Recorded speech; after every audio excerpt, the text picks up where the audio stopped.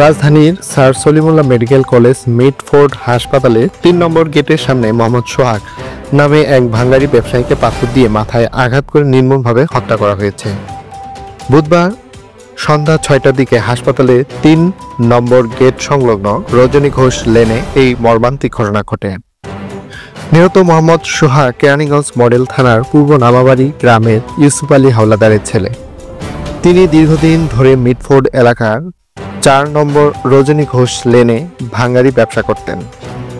ঘটনার পর police Johnny ও মঈন নামে দুজনকে আটক করেছে।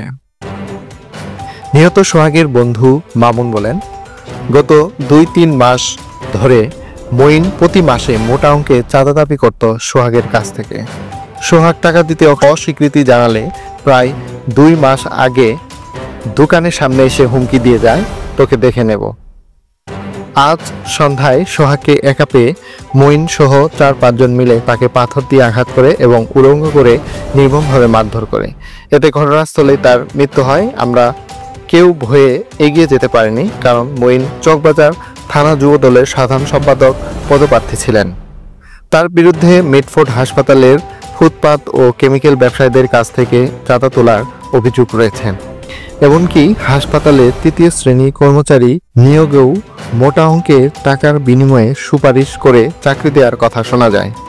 এ বিষয়ে লালবাগ থানার ছাত্রদলের সদস্য সচিব রাব্বি বলেন, মঈন একজন সক্রিয় রাজনৈতিক কর্মী ছিলেন।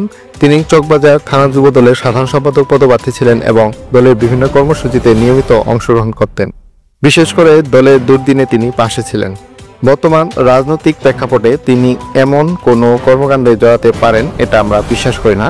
কোতোয়ালি থানার ভারপ্রাপ্ত কর্মকর্তা ওসি মোহাম্মদ মনিরুজ্জামান জানান, ভাঙ্গারি ব্যবসাকে কেন্দ্র করে দুই পক্ষের মধ্যে দীর্ঘদিন ধরে দ্বন্দ্ব চলছিল।